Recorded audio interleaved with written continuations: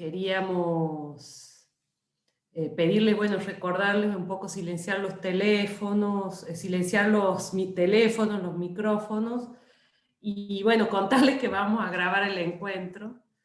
Esta propuesta la pensamos o la organizamos entre Graciela Borrás y Laurita Viteri, que son de la Estación Experimental de Balcarce en Buenos Aires, Eliana López de la Estación El Colorado de Formosa, y bueno, yo, María Celia Vitar, que de paso me presento, del Instituto de Investigación y Desarrollo para la Agricultura Familiar del NOA, que está en Jujuy. Bueno, un poco nosotras hoy los y las convocamos, porque pensábamos que era importante construir un espacio colectivo de formación, de debate, de reflexión, para los que nos interesa, ¿no? Y las que nos interesa el tema, que facilite, que promueva, generar conocimientos y generar experiencias que tengan como objeto, que estén vinculadas al consumo alimentario como objeto de indagación y estudio. Desde, bueno, la propuesta nuestra es desde una mirada crítica, desde una mirada situada en los territorios. La idea o lo que pensábamos para poder construir entre todas y todos es encuentros regulares de un mes, donde podamos avanzar, bueno, en esto, en debatir, reflexionar sobre contenidos específicos, sobre casos en territorios, sobre investigaciones, bueno. Esta propuesta también, o estas actividades también están en el marco de dos proyectos de la estructura de INTA, que son el proyecto de análisis de alternativas socioagroambientales, prospectivas, observatorio y ordenamiento territorial para la sustentabilidad agroalimentaria, que coordina Javier Vital, que está acá, y el proyecto de comercialización y consumo de productos de la agricultura familiar, que coordina Luis Mose, que también está. No sé si Luis y Javier quieren decir algún comentario, hacer algún comentario, decir algunas palabras. Luis, si querés vos primero o yo, como quieras. Bueno, yo agarro la palabra y te dejo, Javier, después, así cerramos. Muy cortito lo mío, simplemente saludarlas a todas, a todos. Agradezco la iniciativa porque la verdad que el tema de consumo creo que es un tema central y que va a seguir siendo un tema central para pensar los sistemas agroalimentarios y específicamente el rol de la agricultura familiar dentro de esos mercados agroalimentarios. Me parece que un eje que marca un poco el contexto, o que marcó el contexto y que tiene que ver con el crecimiento de las organizaciones de la agricultura familiar, es pensar un poco el mundo rural, no solo desde el eje de la producción, desde de la explotación agropecuaria, de la quinta, de las tranqueras hacia adentro, sino también pensar en la alimentación como un eje transversal, donde lógicamente el protagonismo de los productores, de las familias productoras, y de sus organizaciones es central, pero que el eje alimentación también los conecta con otros actores, con sectores urbanos, con sectores consumidores, y con temas, digamos, que tienen que ver con la salud, con la economía, con distintas dimensiones. Así que me parece un tema central. Saludo y agradezco la iniciativa de Celia, Graciela, Liana y María Laura Viteri. Muchas gracias. Gracias, Luis. Bueno, buenas tardes, buen día a todas y todos. Un gusto compartir este momento con ustedes. También me sumo a las felicitaciones a Celia, a María Laura, a Graciela, que han tomado la iniciativa de generar este espacio de diálogo, de interacción. Nosotros, desde el proyecto estructural, el tema de la alimentación y en particular el consumo es un aspecto crítico. El proyecto estructural lo que aborda son las distintas dinámicas multidimensionales que están asociadas a los procesos de transformación de los territorios. Y en ese marco, que desde el INTA ampliemos nuestra mirada para comprender el consumo de los alimentos, es una cuestión crítica, así que celebro la iniciativa, y qué mejor con empezar con un texto tan clásico como el de Patricia Aguirre. Me parece que el texto que han seleccionado es sumamente interesante y que nos lleva a ese hecho social que es la alimentación, superar estas cuestiones o estas miradas meramente nutricionales. Nosotros desde el proyecto estructural estimulamos y promovemos la formación de grupos de trabajo. De hecho tenemos varios grupos, entre ellos hay uno que aborda las temáticas de los espacios agrícolas periurbanos, otros de políticas y normativas de uso del suelo, vinculados a los procesos de ordenamiento territorial. Así que ojalá este grupo pueda conformarse y consolidarse como un equipo de trabajo interprogramático, porque como bien decía Celia, dos proyectos estamos promoviendo el espacio, pero seguramente habrá posibilidades de incluir y sumar otros instrumentos de la cartera programática del INTA. Así que bueno, nada, agradecer la iniciativa y desearles mucha suerte en el trabajo de hoy y por el camino que queda por recorrer. Muchas gracias. Bueno, lo que les proponemos para presentarnos, que ya veo que algunas compañeras y compañeros han ido poniendo su nombre y las instituciones a las que pertenecen, es justamente hacer la presentación en el chat, contar esto, el nombre, a qué instituciones pertenecen, la ampliamos un poquito para que nos cuenten también qué los motivó a participar, si tienen alguna experiencia técnica, alguna experiencia profesional o vinculada a trabajar en el consumo o en la que quieran trabajar, y en una o dos palabras, ¿qué expectativa tienen de este primer encuentro? Bueno, eso es todo para ponerlo en el chat, porque si no se iba a hacer como muy largo. Ahora Graciela Borrás va a presentar variables que intervienen en el consumo de alimentos. Bueno, muchas gracias Celia. Buenos días a todos y todas. Y un poco agradecer, tal como lo planteó Celia, la participación en este primer encuentro que denominamos Desnaturalizando el Consumo, y que un poco tiene por objeto que compartamos experiencias, intereses, capacidades en las temáticas de consumo que son muy importantes. Yo voy a compartir pantalla y les voy a... ¿se ve bien? ¿Hola? Sí, se ve bien. Perfecto. Yo voy a compartir pantalla y les voy a hablar sobre las variables que intervienen en el consumo de alimentos. Y ver también las grandes transformaciones, cómo las grandes transformaciones de los sistemas alimentarios impactan en los comportamientos de los consumidores y se meten realmente cuando miramos a los hogares al interior de los mismos.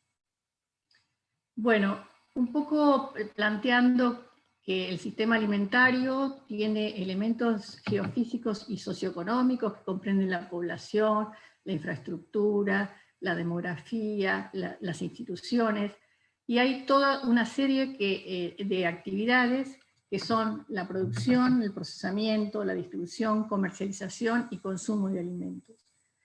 Nosotros, siempre se ha visibilizado mucho la producción como un aspecto esencial.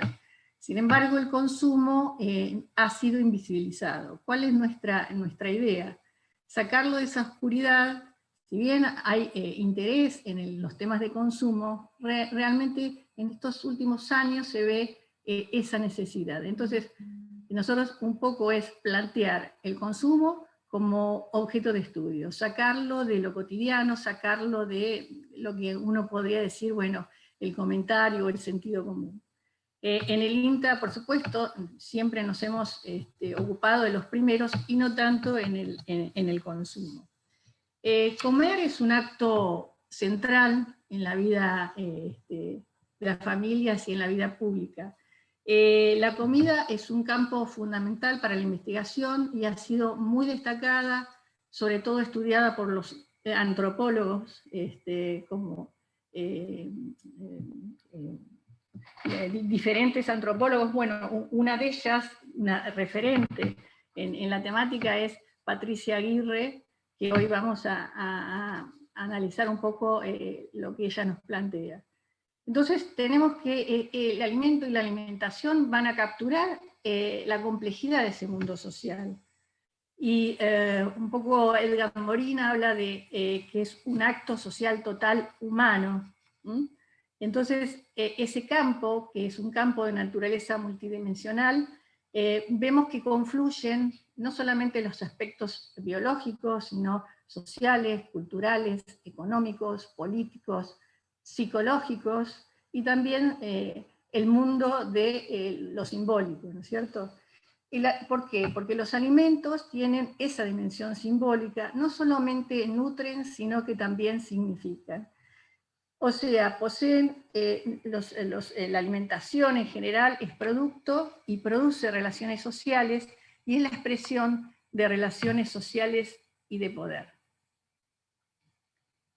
Bueno, ¿cuáles serían las condiciones que condicionan el cambio de hábitos alimentarios en los consumidores? Bueno, en distintas etapas, bueno, con el desarrollo de la agroindustria que se fue incrementando, con los cambios en la distribución de los alimentos, con la aparición a medianos más o menos de los 50, 60 de las cadenas mayoristas, los hipermercados, el supermercadismo que se hizo más fuerte a partir de la apertura de la economía, y sobre todo a principios de los 90, donde realmente tuvieron una impresionante expansión. Otro de los cambios que condicionan son las innovaciones en el ámbito de la tecnología, y también que produce nuevos formatos, como incorporar la cadena de frío para mantener los alimentos, el freezer y el microondas, que se vienen a incorporar realmente en los hogares para facilitar la tarea de cocinar y de preparar los alimentos. También hay una gran evolución en cuanto a la conservación de los alimentos y a la mecanización que un poco apela a los sistemas expertos para dar al alimento por lo menos una inocuidad, una aparente inocuidad. Bueno, otro de los grandes cambios que condicionan son la creciente urbanización, nuevos estilos de vida y el acceso de la mujer a los mercados de trabajo. ¿Esto qué significó? Significó una mayor independencia de la mujer y una feminización de los hábitos alimentarios, sobre todo cuando la mujer puede imponer sus propios gustos. Cambian entonces también a nivel de los hogares el formato de la familia tradicional, se modifican también la forma de preparación de las comidas hacia comidas más simples, con menos tiempo de preparación, y los horarios se empiezan a ser elásticos y diferentes. La familia en general, por razones de estudio y trabajo, muchas veces realizan su alimentación fuera del hogar. Y ya el tiempo no es el que estructura la alimentación como antaño, sino que es el tiempo, bueno, sino al revés, es el tiempo el que estructura la alimentación. Bueno, otra de las cuestiones que tienen gran impacto en el comportamiento de los consumidores es los medios de comunicación y la publicidad. Un poco se dice que la industria y la publicidad nos enseñan a comer, a cocinar, ¿no? Y influyen en nuestros hábitos alimentarios. Otra de las cosas que fue cambiando con el tiempo es la imagen y el cuidado del tiempo. Si bien a principios del siglo XX se hablaba de los gordos como las personas, digamos, de los sectores ricos eran bien vistos y los delgados eran los pobres, se comienza a revertir esa mirada a tal punto de que encontramos en la etapa del siglo XX el modelo de femenino de delgadez que puede llegar hasta la bulimia y a la anorexia, que son enfermedades o patologías relacionadas con la alimentación. Otra de las cosas que empieza a buscar el consumidor es seguridad frente a los consumos alimentarios. Fischler, que es un sociólogo francés, que es un ícono también referente en la cuestión alimentaria, habla de objetos comestibles no identificados, o sea que el comensal ya no sabe qué está comiendo, no sabe de dónde proceden esos alimentos, qué contenidos tienen, si tienen químicos, si tienen aditivos. Ni hablemos del agua, que a veces que nos parece que es tan transparente.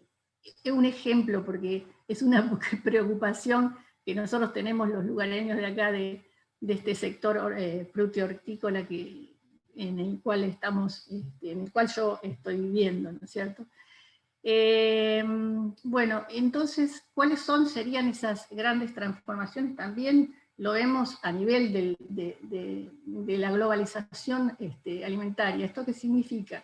Que la globalización económica, política, social, cultural, también conlleva a esa mundialización de los mercados, a la producción masiva y a la homogeneización de los gustos. Pero también se producen movimientos hacia alimentos diferenciados, ubicados para determinados tipos de sectores que puedan comprarlos. Con la globalización se dan movimientos antitéticos, o sea, centrífugos hacia afuera, que generalmente son económicos, y centrípetos hacia adentro, que son de orden generalmente social, ¿no?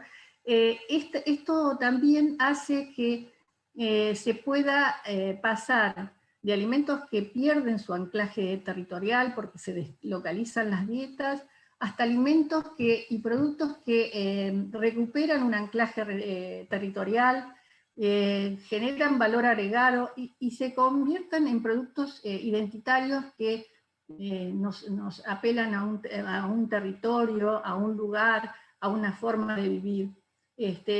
Haciendo también importante esos procesos de patrimonialización.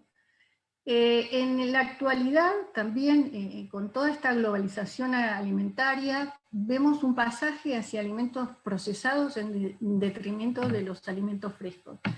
Y esto generalmente incorpora las frutas y las verduras. Nosotros tenemos un bajo consumo de frutas y verduras, donde la proporción es 2 porciones de frutas y verduras per cápita, y no alcanza a las 5 porciones de frutas y verduras per cápita que la OMS, la Organización Mundial de la Salud, indica. Otra de las cosas con respecto a los ultraprocesados, podemos decir que hay un volumen de venta de 194 kilos per cápita por habitante por año, y un consumo impresionante de bebidas azucaradas, 137 litros per cápita. Esto nos coloca en el podio de los primeros lugares, no solo a nivel latinoamericano, sino a nivel mundial, cosa que nos debería preocupar sobremanera, porque esto afecta la salud de la población y su calidad de vida. Bueno, ¿qué otras variables intervienen en el consumo? Cuando nosotros vamos a estudiar en una situación, en un espacio, en un lugar, en una determinada situación, una de las cosas que más impactan al consumidor encontramos que es el precio, que está en relación a los ingresos y la capacidad de compra que tienen los consumidores. Lo que Bourdieu, también otro sociólogo francés, denominaría el capital económico. Por otro lado, tenemos cuál es la oferta alimentaria. O sea, si vamos a trabajar el consumo, tenemos que saber cuál es la oferta alimentaria. Y esto nos habla también de los entornos, de los oasis, desiertos o pantanos alimentarios. ¿Qué quiere decir? Que en esa oferta alimentaria hay oasis donde hay una oferta de alimentos sanos. Hay desiertos cuando la población no tiene la capacidad de optar, digamos, con variedad de alimentos sanos. Y pantanos también es cuando tiene una sobreoferta de alimentos nocivos para la salud o ultraprocesados. Otra de los condicionantes o de las características que intervienen son la calidad, la presentación, las propiedades organolépticas, el sabor, el color, la textura, o sea, lo que habla de las cualidades de esos productos que el consumidor quiere comprar. Bueno, ¿cuáles serían Si nosotros queremos caracterizar básicamente los sectores que queremos indagar a los consumidores, hay cuestiones claves como es conocer el sector social de pertenencia, lo que es el capital social de Bourdieu, con las tradiciones, valores sociales, socioculturales. Un poco lo que plantea Bourdieu también, somos lo que comemos. ¿Esto qué quiere decir?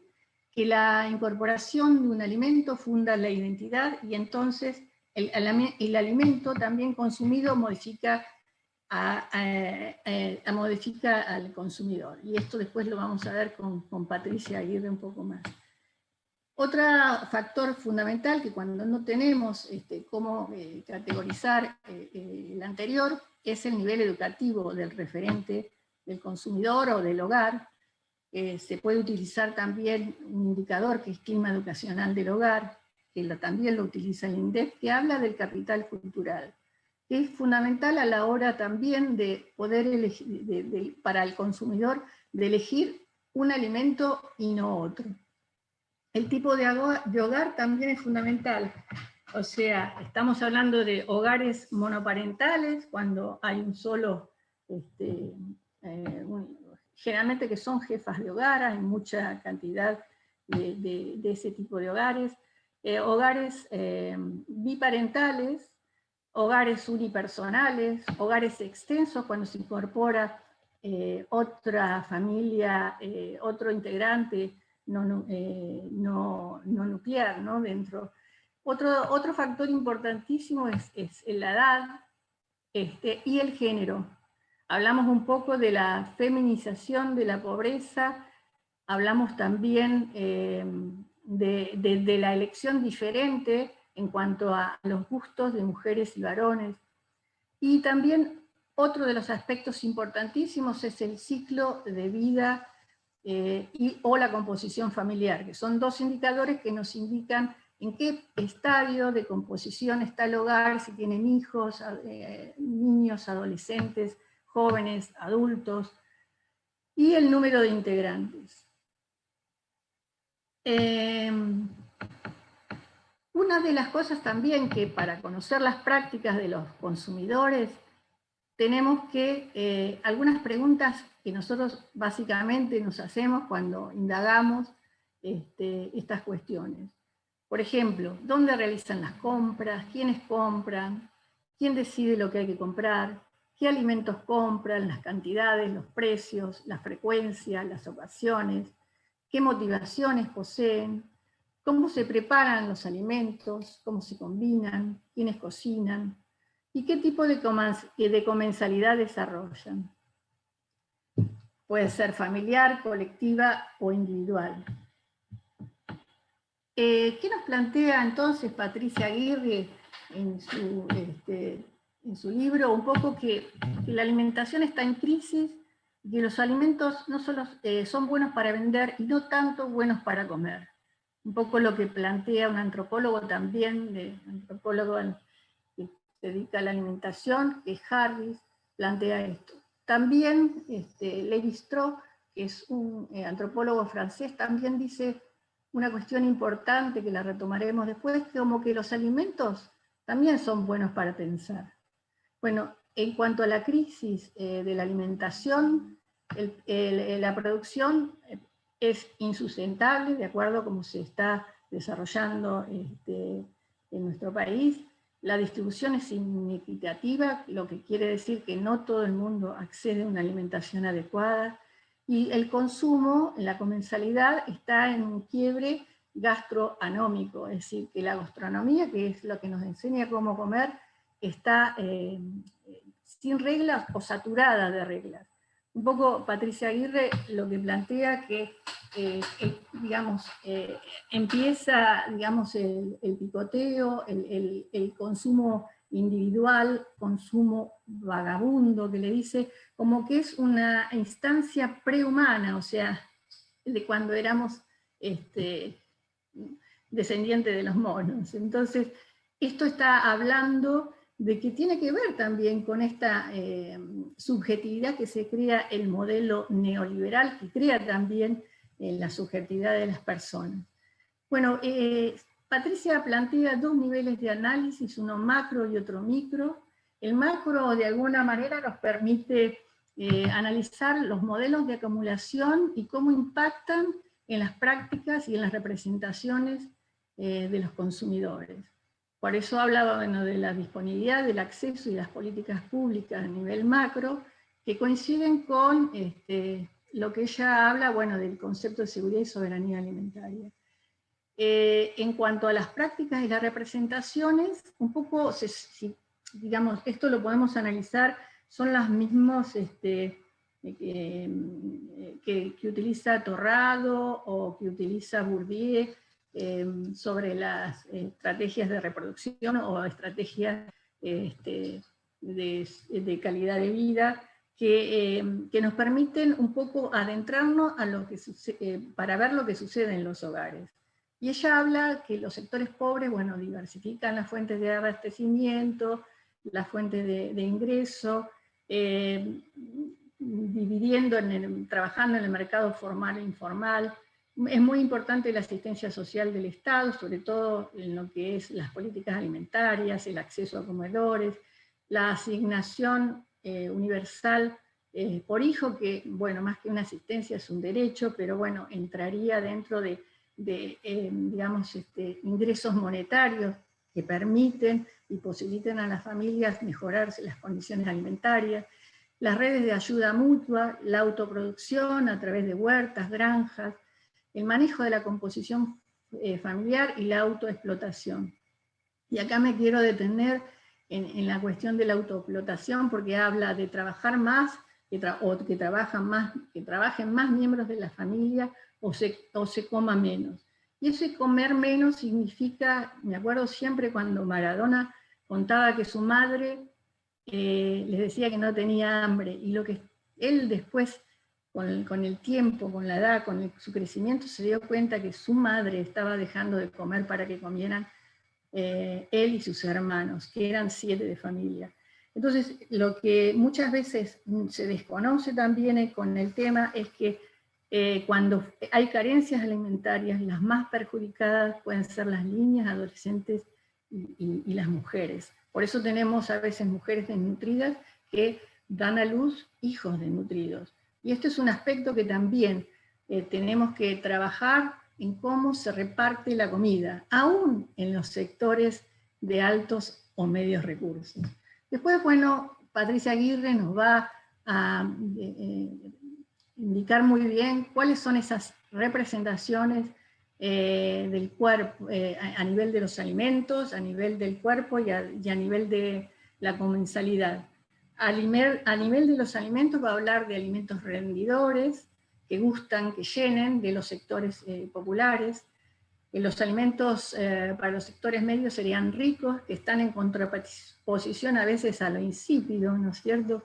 Y después los alimentos saludables de los sectores altos. Y esto compone ideales de cuerpos, el cuerpo fuerte, el cuerpo lindo, el cuerpo sano para los 3 sectores o estratos sociales. Y dan una diferencia en la comensalidad que puede ser familiar, colectiva o individual. En la individual, por ejemplo, tenemos que la familia comparte la mesa y cada uno come un plato diferente. Entonces, tenemos que la construcción social del gusto también tiene que ver con el sector social de pertenencia y produce 2 tipos, sintéticamente, como lo plantea Bourdieu, el gusto de necesidad o el gusto de lujo. El gusto del lujo es el que permite la libertad al comensal para poder elegir, no así el gusto de necesidad, donde necesariamente me va a tener que gustar lo que realmente puedo comprar o puedo consumir. Y para terminar, un poco una frase que plantea Lévi-Strauss, que la cocina de una sociedad obra como un lenguaje a través del cual se expresa de manera inconsciente su estructura. Un poco las palabras se organizan según reglas gramaticales, las palabras son los ingredientes, la gramática son las recetas, la transformación de los platos, la sintaxis es la composición de los menús, el orden de la ingesta y la retórica, qué se come y lo que se dice con la comida.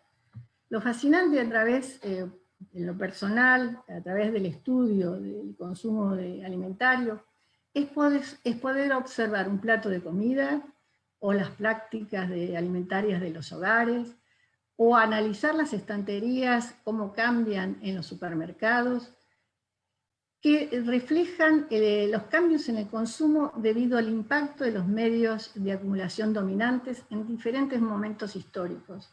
Posiblemente es hora de que los consumidores hagamos un proceso inverso y empecemos a cambiar el mundo a partir de cambiar nuestras prácticas alimentarias con relación a la alimentación, y eso es todo un desafío que tenemos por delante. Y nada más. Y bueno, quizás en una próxima, cuando la pandemia nos lleve a dejemos de tener o encontremos una nueva normalidad, los que vengan por mi zona podrán degustar algunos de estos platos que me gusta compartir, porque la comida es eso, un poco volver a recuperar la cuestión que nos permite la comida, porque de alguna manera cocinar hizo el hombre, es decir, en el momento que el hombre se juntó para comer, apareció el lenguaje, y eso es no menos importante para ver la importancia fundamental de ver el consumo como algo que es fundamental para el conocimiento también del sistema agroalimentario. Muchísimas gracias por la atención.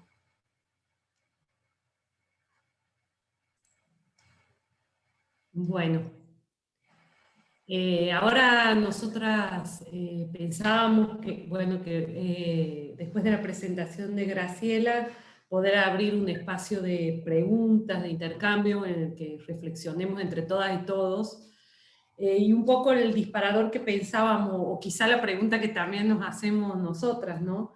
Es cómo relacionamos lo que expuso Graciela, cómo relacionamos el artículo de Aguirre con los trabajos de consumo que estamos haciendo, que queremos hacer, o con el interés que tenemos en el tema. Así que bueno, si les parece, para armar un orden, para ir hablando, la idea era que usen las manitos que tiene el Zoom, pero si alguno o alguna tiene problema, nos escribe en el chat. No sé si alguien quiere empezar.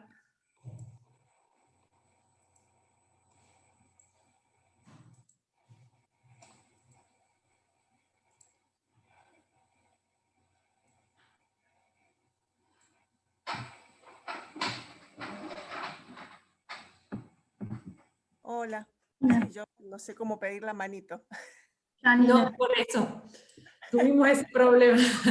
No sé cómo pedir la manito. Bueno, nada, agradecer este espacio de encuentro, creo que es muy necesario. Yo soy trabajadora social, extensionista de la Experimental Mendoza, trabajo con Javier y con Luis en los dos proyectos, muy agradecida del apoyo de ellos y la verdad que, bueno, avanzando en esto de la comercialización, de hortalizas en el Cinturón Verde, con una cooperativa digamos, de comercialización que nuclea productores pequeños, ¿no? Y estos productores están en un proceso algunos de producción agroecológica y otros en proceso de transición de producción agroecológica. Y me parece que eso es un factor muy importante en el tema del consumo y de la conciencia del rol que juegan los productos de control de plagas, por decirlo de alguna manera, en los alimentos, ¿no?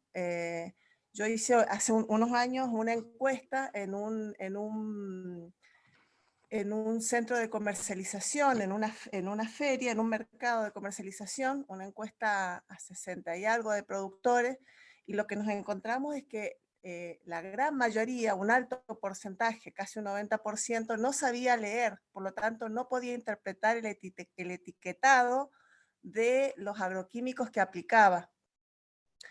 Y ahí nos encontrábamos con ese tema, no sabemos qué estamos comiendo. También hay investigaciones dentro de la experimental donde se encuentran muchas veces moléculas de agroquímicos por sobre lo recomendado para el consumo humano. Y ese es un paquete muy, muy grande que tiene que ver con la producción. ¿Qué estamos comiendo? Si entramos en esto que nos contaba Graciela, que me parece fantástico, habría que agregar también este otro factor que incide también en la calidad de los alimentos que vamos a consumir, y muchas veces consumidoras y consumidores ignoran la trazabilidad de estos productos que bueno, no saben, digamos, si son trabajados o producidos de manera agroecológica o no, y el impacto que tiene en la salud el residuo permanente de agroquímicos en el cuerpo genera enfermedades como el cáncer, por ejemplo. La verdad que yo estoy en lo personal muy preocupada, justamente puesto que marcaba Graciela en mi ciclo de vida, yo soy grandecita, y claro, uno dice todo lo que ha comido, claro, somos de una generación que ya mira 3 veces lo que va a comer, ¿viste? Justamente por eso, porque estamos en otra etapa, pero vemos que en otras generaciones por ahí no es tan importante, es más importante el aspecto a la hora de elegir. Y eso también hay que generar mucha conciencia. Bueno, muchas gracias, muchas gracias. Con respecto a eso, podría agregar una inquietud. Cuando a veces no existe conciencia por parte del consumidor, qué productos pueden estar componiendo, qué agroquímicos, o también a veces el productor desconoce o no pone en valor cuando el producto es saludable. A mí me ha pasado de ver un negocio que abrió, después, bueno, cerró al poco tiempo, que tenía verduras agroecológicas y no tenía ningún cartel. Cuando yo voy a los verduleros de acá, porque yo vivo en Sierra, o sea, hay todo un cordón hortícola, y veo es un aprendizaje. Cuando veo el maíz con gusanos, le digo, ay, qué bueno, dame, o morrones que no están tan bien. Bueno, entonces se asombra de que haya interés, de que haya menos agroquímicos en los productos. Entonces, yo creo que hay que trabajar en los dos, ¿no? Es decir, por eso siempre que trabajamos en el consumo vemos la oferta, pero también cuando trabajamos con el consumidor para mejorar la calidad de venta, también tenemos que trabajar con los productores. Y que ellos valoren, porque la venta de frutas y verduras, que nosotros hemos trabajado también con Laura Viteri, no es algo que lo puede hacer cualquiera, incluso sin conocer el oficio, no así el que trabaja, o el empleado, o el dueño de una carnicería.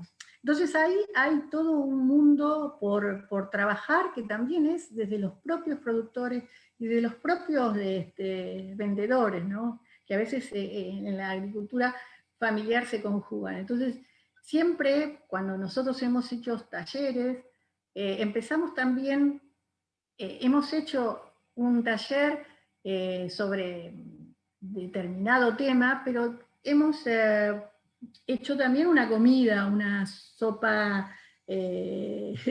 con verduras, hemos puesto en valor lo que ellos producen, que a veces el hecho de no saber cómo se cocinan, cómo se preparan, que hay otras posibilidades, también limita sus propios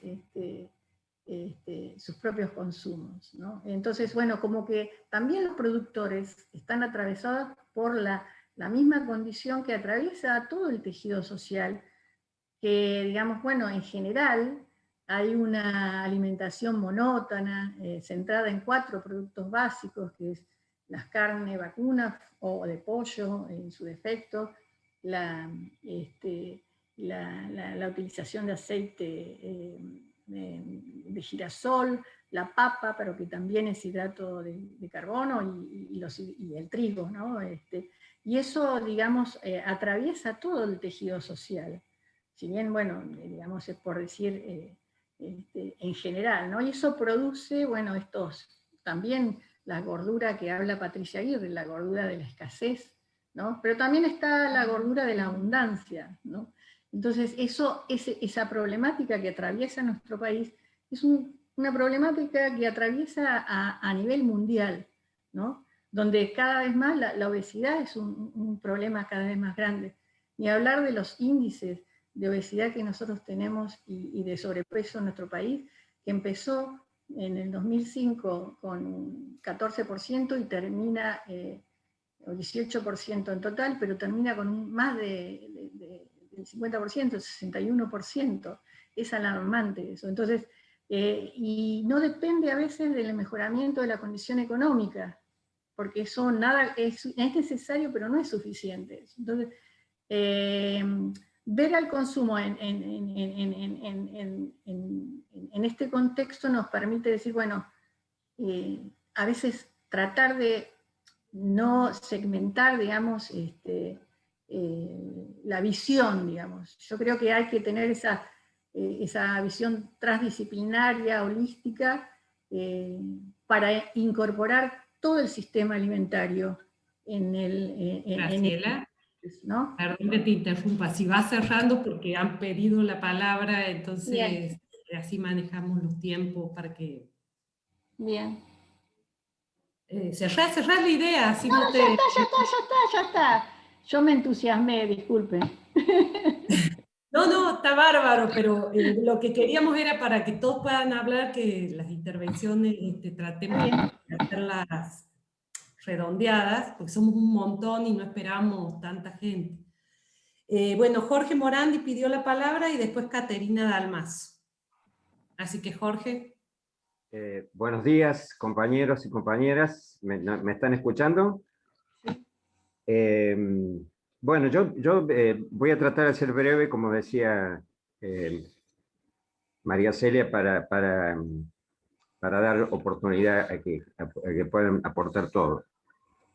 Yo lo que veo, digamos, del artículo de Patricia Aguirre es como una... demasiado abarcativo, quiere, digamos, abarcar demasiadas cosas y no termina finalmente concretando propuestas concretas de trabajo en el territorio o a nivel de las políticas públicas sobre temas específicos que sí los menciona, que son muy importantes, pero que no tienen, digamos, un cierre dentro del artículo. Y desde ese punto de vista, aparentemente, muchas de las cuestiones que tienen que ver con los hábitos de consumo están cargados sobre la responsabilidad del consumidor. Entonces, eso me trae a mí memoria de la famosa teoría de la soberanía del consumidor, tan meneada por la teoría neoclásica de la economía, que determina, digamos, la autonomía y la soberanía del consumidor para consumir lo que quiera y en las posibilidades que tenga. Y eso en realidad significa de alguna manera obviar o omitir, o por lo menos no enfatizar, todos, digamos, los problemas estructurales que tienen que ver con la producción de alimentos, que a nivel mundial ha sido uno de los sectores en los últimos 20 años que ha tenido las mayores transformaciones dentro del mundo capitalista. Las grandes corporaciones alimentarias, la concentración de capitales y la imposición de hábitos de consumo a nivel de todas las sociedades, eso es una cuestión que no se puede obviar y que tiene que ver y que está íntimamente relacionado con lo que nosotros llamamos los hábitos de consumo del consumidor individual o de la comensalidad o de las rutinas gastronómicas, como quiera llamársele. No olvidemos que este proceso de globalización y de reconfiguración de los sistemas agroalimentarios a nivel mundial ha tenido la potencia de valorizar y desvalorizar territorios, valorizar y desvalorizar productos, valorizar y desvalorizar prácticas sociales, en muchos casos ancestrales, y que sin embargo se han visto de alguna manera borradas por este tsunami que fue, digamos, la invasión de productos industrializados a nivel mundial. Entonces, yo creo que el tema del consumo y de los hábitos y de la naturalización o la desnaturalización del consumo tiene que ser necesariamente hecha bajo ese marco de transformación de los grandes sistemas agroalimentarios. Y después, termino con esto, y después ver cuáles son las posibilidades que hay a nivel local para resistir a ese embate y para hacer que de alguna manera las poblaciones locales tengan forma de mantener y de reforzar sus hábitos de consumo tradicionales.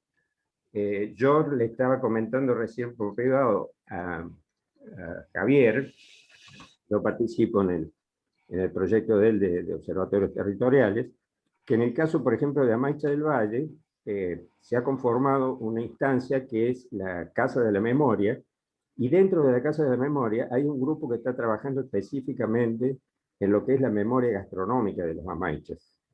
Y ahí se están viendo cosas impresionantes, en el sentido que sobre un total de 45 o 50 productos, digamos, producidos y utilizados en la cocina local, que se hacían desde hace, digamos, que recuerdan los abuelos, actualmente ese stock de 45 o 50 alimentos producidos localmente ha sido reemplazado por 10 o 12 alimentos que vienen de afuera. Entonces, la pregunta ahí está en ver cómo se hace desde lo local para resistir y para reforzar esos hábitos ancestrales, tradicionales, que tienen mucho que ver con la comida sana, que tiene que ver con la cultura, con la comensalidad, etcétera, etcétera. Y en ese sentido, y una última reflexión, yo creo que el artículo tampoco hace referencia a la inmensa importancia que han tenido los pueblos originarios para enriquecer la comida americana.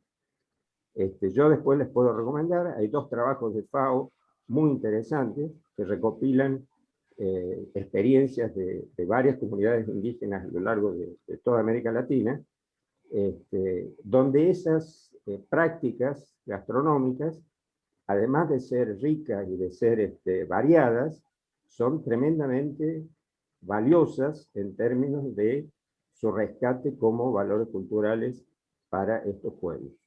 Esa era mi reflexión. Gracias. Si te parece, poné la referencia en el chat. Bueno, Caterina. Hola, sí, buen día.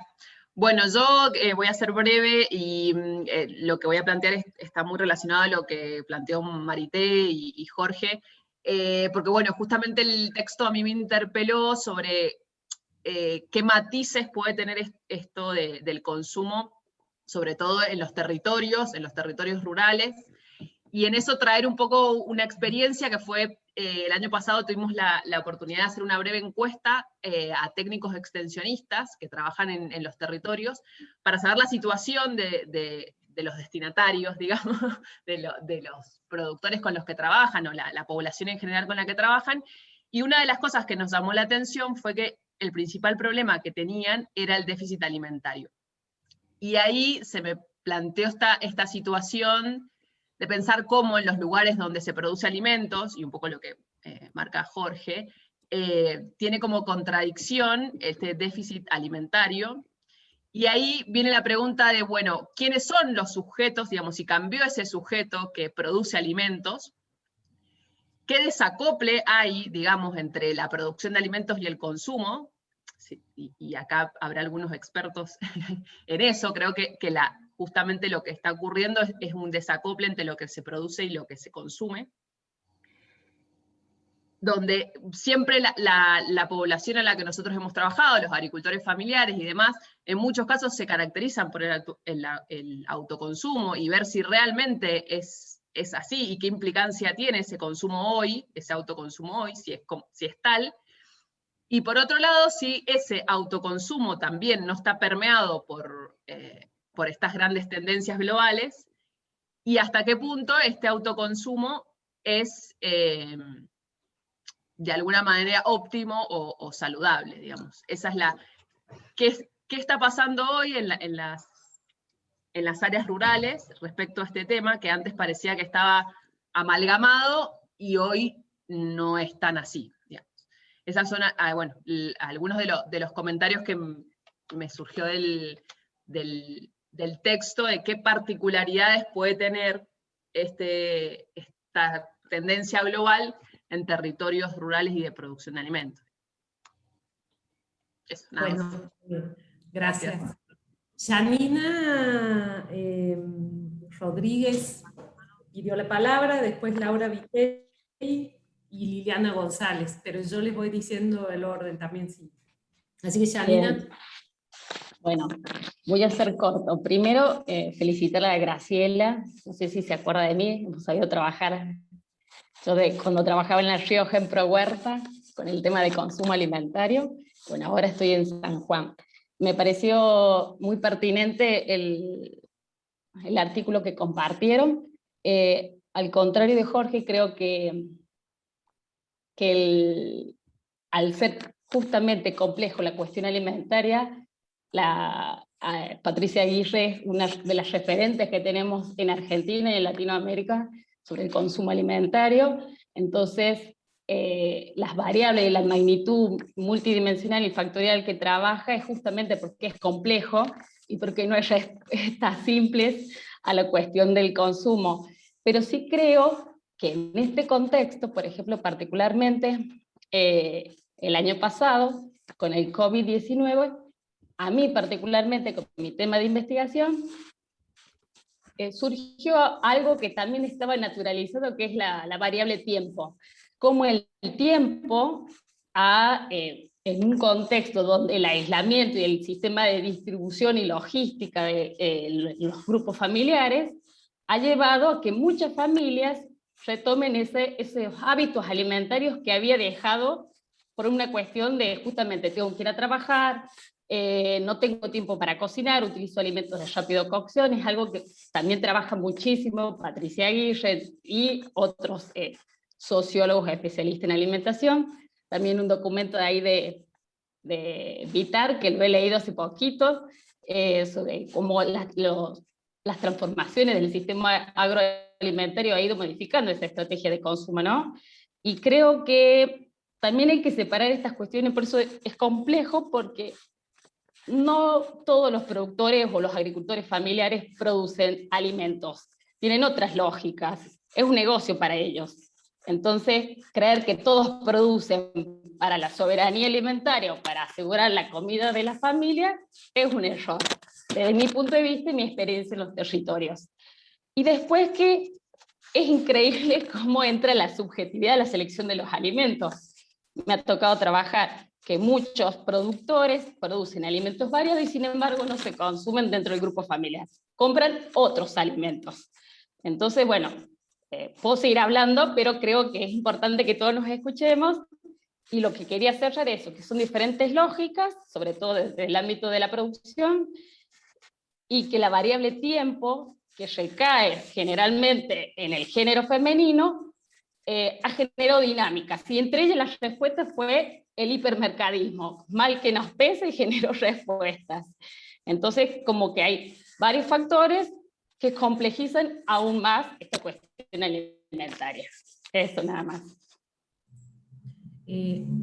Laura, gracias, Janina. Laura, antes de darte la palabra, quisiera leer el comentario de Claudia Ischa en el chat. Ella dice, justamente en línea a lo que está diciendo Jorge, pensaba que en los espacios de trabajo como trabajadores y trabajadoras del Estado, tenemos que generar espacios donde pensar en conjunto con todos los actores que participan en el proceso de producción de alimentos para poner en valor las cuestiones culturales y simbólicas relacionadas al acto de comer, que la comunidad atraviese todo el proceso, incluyendo a los protagonistas en la construcción de los mensajes con voz propia para poder promover transformaciones en el plano del consumo. Bueno, ahora sí, Laura.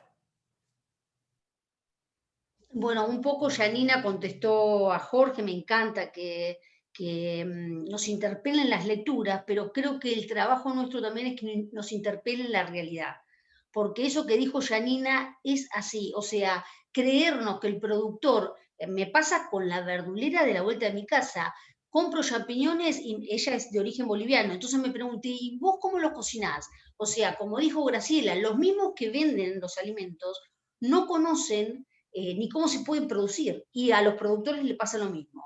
Y me parece que el artículo no puede abarcar, o el libro, en este caso un fragmento del libro, la complejidad, porque como que Jorge pedís como una receta. No hay recetas porque los consumidores también somos muy heterogéneos. Entonces, podés pedir a un clase media como nosotros que sea un consumidor consciente, pero también tenés una cantidad de gente en la Argentina que está desnutrida. Entonces, no es el mismo consumidor. Y ahí es donde me parece que este grupo se tiene que dar lugar. Tenemos que ir al territorio, ver qué realidad hay. Si estamos trabajando con productores, si esos productores saben o producen, como bien dijeron, para el mercado. Entonces, producen brócoli, y los bolivianos no comen brócoli, pero lo producen porque saben que eso tiene venta, porque estamos todos en el mundo capitalista. Por eso a mí nunca me gusta cuando dividimos la economía social y solidaria, todos los buenos y todos los que están en el mercado, en el supermercado, los chinos, esos son los malos. No, no es así la realidad. Entonces, me parece que en este grupo tendríamos que tratar como de sacar esos velos, ¿no? Bueno, así que bueno, re interesante, sigo escuchándolos. Bueno, ahora Liliana González. Hola, bueno, ¿cómo les va? Yo trabajo en la Secretaría de Agricultura Familiar de Mendoza, así que mi experiencia es desde ahí, lamentablemente no desde trabajo de investigación, pero sí de lo que he podido en los años que llevo ahí conocer. Y yo les voy a dejar 2 o 3 inquietudes que me han surgido con el texto de Patricia Aguirre. Bueno, me alegro muchísimo de haber encontrado este espacio, porque yo estuve en contacto con ella porque quería formarme un poco más en este tema antes de la pandemia, y bueno, no podía encontrar ese espacio, así que feliz de la invitación que nos hicieron. 2 o 3 inquietudes. A ver, coincido en que siempre me llamó la atención que los productores no consumen generalmente lo que producen. Muchas veces yo por iniciativa propia les he preguntado, y entonces me hace pensar en esto, que no siempre tampoco el acceso a los alimentos genera o lleva a que los consuman sí o sí. Se pone en juego esto de las representaciones, se ponen en juego esto de cuáles son sus hábitos de consumo en general, más allá de lo que producen. Así que coincido con lo que están diciendo. Lo que sí, hay algo específicamente con lo que yo sí estuve trabajando que me ha hecho pensar que en esto de poder mejorar el acceso a los consumos de alimentos y a la variación de los alimentos, yo creo que también se pone en juego la distribución de las ofertas, ¿no? Porque yo estuve trabajando bastante en la comisión que generó la CENAF para incorporar el artículo 154 del Código Alimentario Argentino, el Quater, que no sé si saben de qué se trata, que es para justamente poner en norma la producción de alimentos de la agricultura familiar, ¿no? Y una de las cosas que me hizo pensar muchísimo es cómo está y sigue estando, porque ha sido sumamente difícil poder llevar a la práctica esa aplicación de la normativa, cómo seguimos en un esquema de alimentos industrializados, cómo los alimentos legales, vamos a decirlos ahora, que están en condiciones sanitarias, y que todo lo que no entra dentro de ese código no se recomienda el consumo, ¿no? Entonces toda la producción de alimentos a nivel local que no puede ser normatizada, estar dentro de ese esquema, sigue estando, digamos, oculta, clandestina, ¿no? Y bueno, eso es un tema que a mí me ha generado también muchas inquietudes de cómo avanzar en ese lugar, ¿no? Porque eso también diversifica la oferta de alimentos a nivel local. Pero si la tapamos, y me llamó muchísimo la atención que cómo están generadas las estructuras hasta el nivel universitario, porque me tocó dar una charla con gente, con bromatólogos, y me comieron vivas por pensar que hay posibilidad de habilitar una salita de elaboración de conservas en la casa de un productor. Me comieron vivas, realmente fue una experiencia horrible. Entonces, quiero decir, hay toda una estructura también a nivel de la formación de los técnicos en ese sector de la producción de alimentos, que también habría que modificar un poco, ¿no? en las percepciones y en las maneras de que dirigen esa elaboración. Bueno, nada más porque sería también para mucho, para largo. Bueno, un gusto. Gracias, Liliana. Bueno, acá una cosita es importante, o sea, este espacio es para todo, para las intervenciones de la investigación y para la extensión, porque nos parece muy importante la combinación de las dos y la llegada al territorio desde las dos miradas. Y a todos nos comieron vivos los de bromatología de alguna provincia alguna vez. Lo más curioso es que son opiniones diferentes de acuerdo a la provincia, ¿no? Pero bueno, no sé, la bromatología no es una sola, parece tampoco. Antes de pasarle la palabra a Claudia, quería leer, antes de pasarle la palabra a Graciela, perdón, quiero leer el chat. Bueno, acá Claudia nos comenta que bueno, Laura, no beatificar la economía social y solidaria.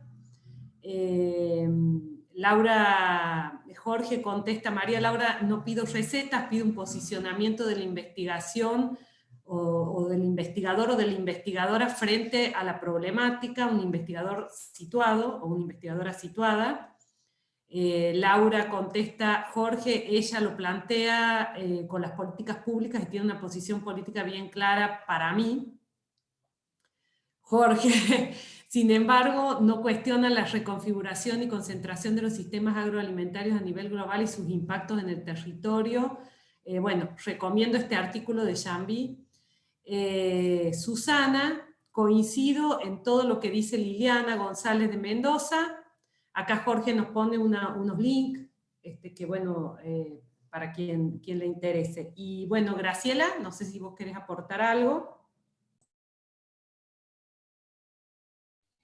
No, un poco lo que planteaba y se planteó, ¿no? Que a veces pensamos que tenemos que trabajar en el consumidor, o sea, como yo siempre cuando inicié trabajos de consumo comencé a ver la oferta, o sea, qué hay, qué para que una familia, un consumidor vaya y compre o no compre un determinado producto. Es decir, entonces, cuando iniciamos también trabajos con productores, qué sé yo, una vez tuvimos una actividad de producción cunícola, el primer taller de capacitación, yo le dije al capacitador, que es un conocido compañero de Cañuelas, que traiga 3 conejos.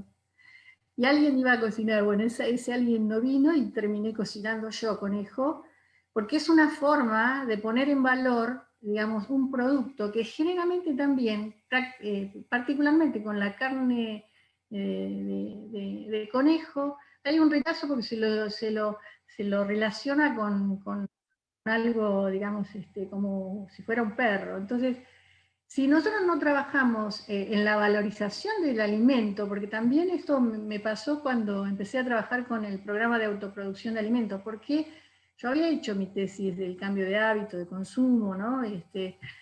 Pero cuando vi que se armaba la cuestión de la comercialización, porque el programa se realizó en la carencia alimentaria a partir del año 2003-2004, y cuando, digamos, desde ProHuerta también se incorpora la comercialización, yo dije, bueno, atención, si no trabajamos en el consumo, ¿qué pasaba? Los productores por ahí vendían lo poco que consumían para venderlo. Entonces yo creo que no se pueden trabajar separados. El problema es que los hemos trabajado separados. Y para mí el desafío es juntarlos, ¿no? Porque esa fragmentación no marca, no ve la complejidad de la cuestión alimentaria. Entonces, también los productores tienen que valorar lo que hacen y además pensar que también la producción de frutas y verduras en particular, que es el tema que nos interesa, que son las carencias que tenemos, es que se deben, digamos, los mismos que lo producen a veces, es como una actividad, no digo mal vista, pero es una actividad no valorada por la sociedad. Entonces hay que trabajar en la valorización. Y yo creo que la pandemia también nos produce esas cosas, los grandes conflictos nos pone en tensión. Por un lado se consumen más ultraprocesados en algunos espacios, pero por otros lados hay gente que tiene más espacio para cocinar y se está preguntando qué está comiendo, y entonces se dan esos movimientos que hablábamos antitéticos, ¿no? Por un lado se consume más ultraprocesados, pero hay un sector que se está preocupando cada vez más del alimento que come. Entonces yo creo que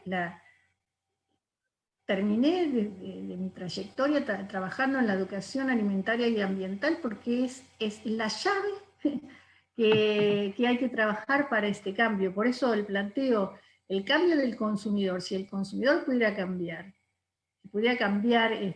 la forma de comer y de consumir, puede cambiar la forma de pensar. Y también abre la subjetividad de ese consumidor y diversifica la forma también de ver el mundo. Entonces, no es un tema menor trabajar sobre el consumo.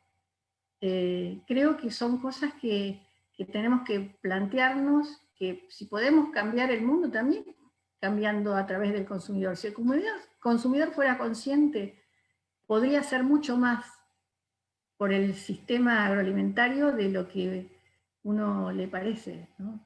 Porque si todos estuvimos dispuestos a decir, bueno, tal cosa no lo compramos, tal cosa y comenzamos a producir la huerta. Una de las cosas que yo he visto en pandemia, estoy en periurbano, que todos mis vecinos empezaron a hacer huerta, y eso es bueno.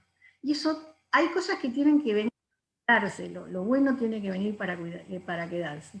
Porque también en la etapa del 2001 hubo un desarrollo, una expansión de las huertas, pero las huertas, si no tienen diversidad también, porque en las huertas también uno puede leer sociológicamente las huertas. Las huertas tienen que tener diversidad.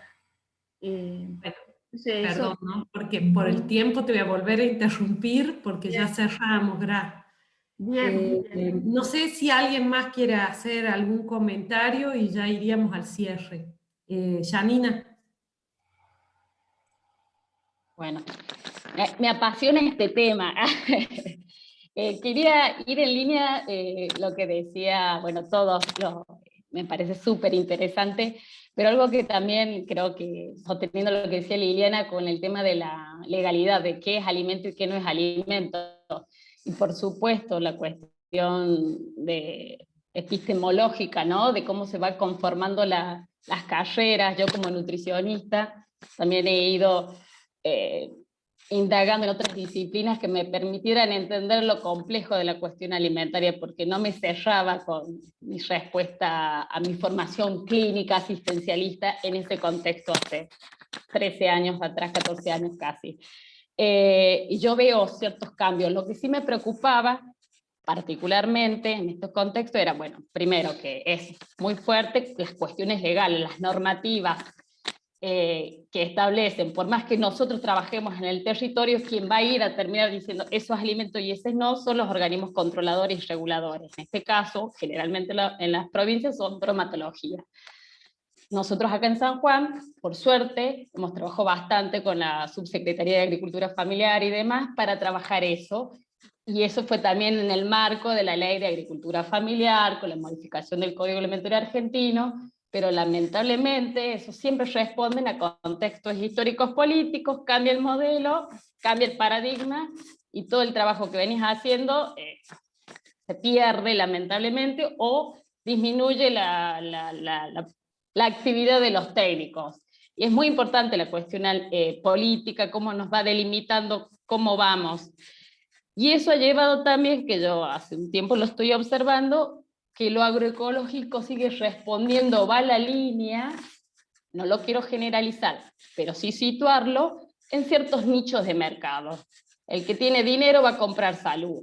Entonces, tiene que ir acompañado, las políticas públicas son fundamentales desde lo legal, lo reglamentario, desde la asistencia técnica, y como vos decías, Graciela, hay gente que toda su vida ha producido sin agregarle agroquímicos, que eso no cierra solo en agroecología, eso ya lo sabemos.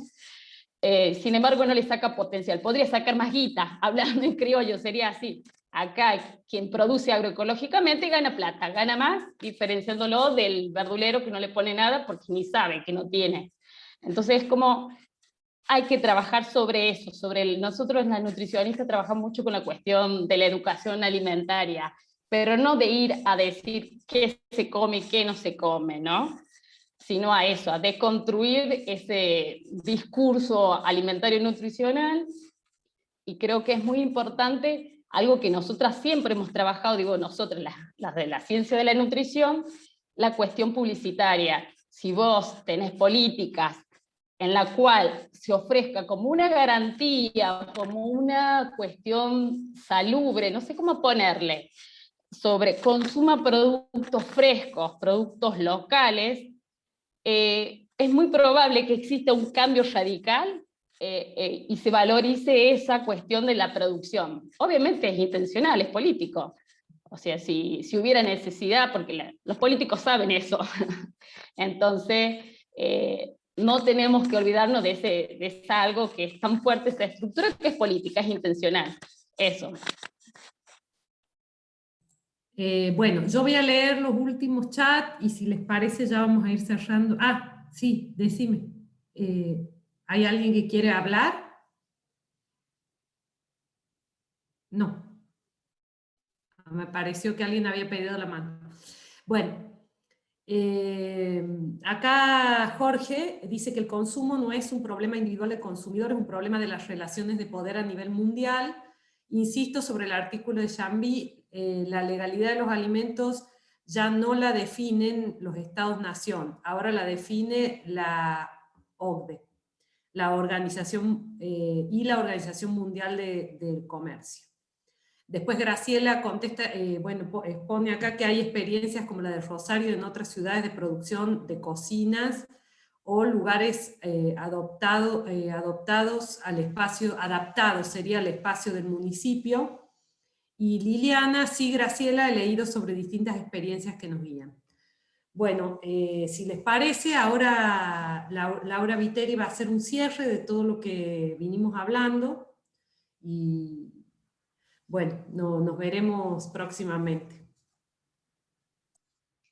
Bueno, primero gracias a todos por estar interesados en este tema que muy bien, me parece que lo resumimos todos, ¿no? Que es un tema transversal, como dijo Luis cuando empezamos la jornada, pero sobre todo es interesante, pues yo soy agrónoma, ¿no? de origen, y veo que todos los que trabajamos en INTA, o todos los que trabajamos, estamos mucho en contacto con los productores.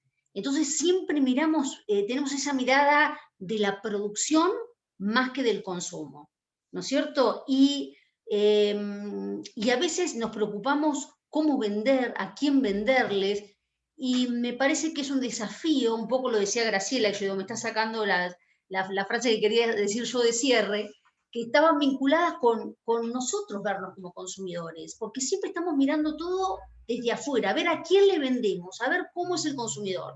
Y ahí me sumo a lo que decíamos recién, ¿no? Que los consumidores también son todos muy diferentes, o como decía Janina, qué bueno sería que haya políticas públicas más vinculadas con el consumo local. En Argentina, yo que soy una de las más viejitas acá del grupo, me acuerdo de la única campaña que hubo, que fue una que se llamaba Coma Manzana, que creo que fue la única, y creo que la Asociación de Productores de Manzana apoyaron eso.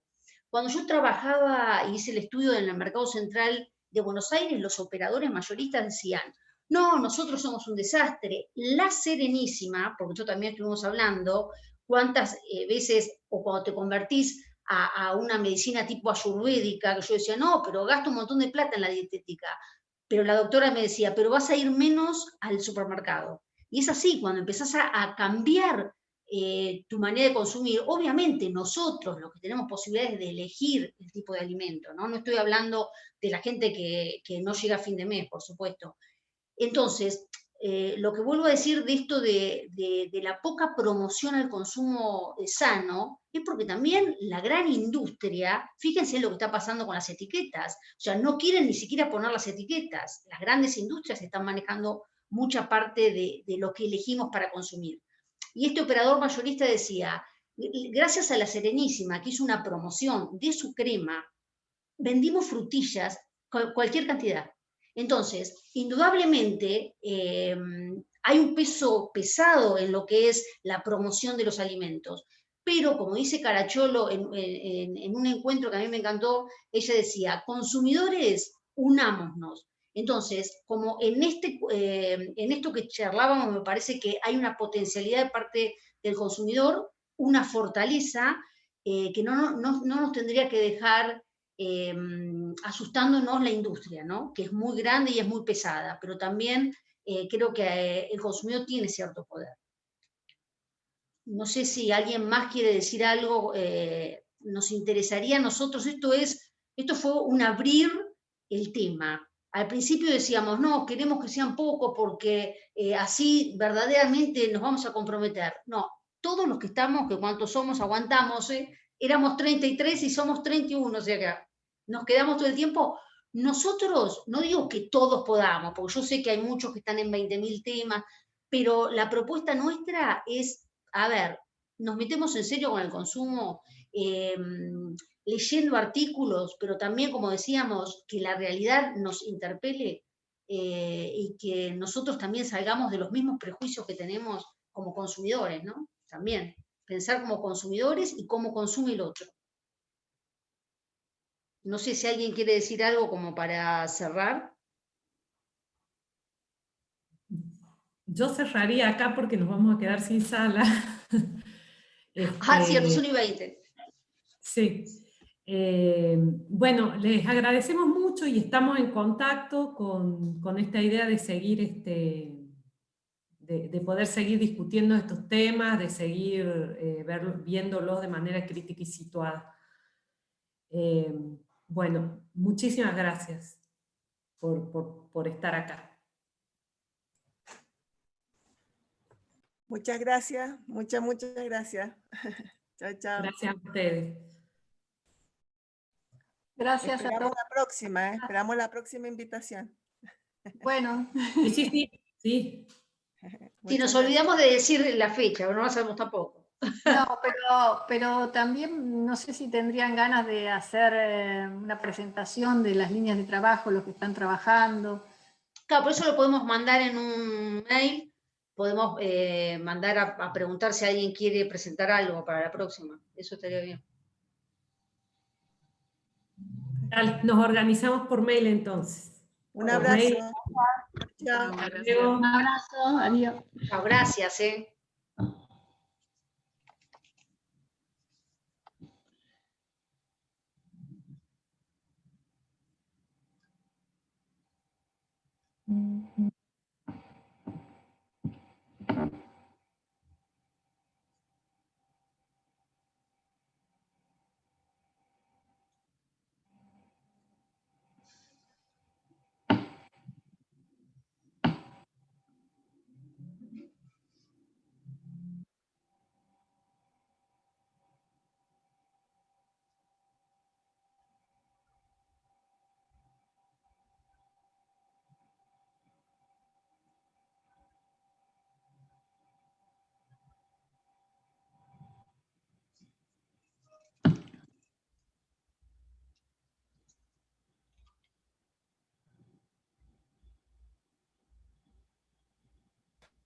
Bueno, ahora sí, chicas, muy bien, salió muy bueno. ¿Y 20 cuánto? Ya pasó. ¡Oh, genial! Terminamos 10 puntos. re bien con la hora. Sí, Aparte, si se hace muy largo, es re pesado, ¿viste? Sí, ¿Qué? además quedó picando el tema que es el enganche, me parece. Shelly, lo de la foto lo vi tarde, discúlpame. Sí, yo empecé a sacar algunas, pero no estaban todos. Pero no sé cómo. Yo no ni vi lo de las fotos, ni lo No, vi. no, porque tienes razón la Eli, por lo general se pide que todos activemos la cámara para la foto y la verdad que como yo soy, por eso a mí me gusta prepararme el día antes, yo tengo así un speech, y trato de salirme poco y no lo anoté, me olvidé. Y lo vi ahora. Yo no tampoco me acordé. Ni siquiera hice un coso de pantalla que a veces hago. Pero bueno. Yo sí, pero no sé cómo sacar de pantalla, lo saqué con mi celular. No importa, voy a detener la... Aparte te digo, si lo grabaste, después se puede hacer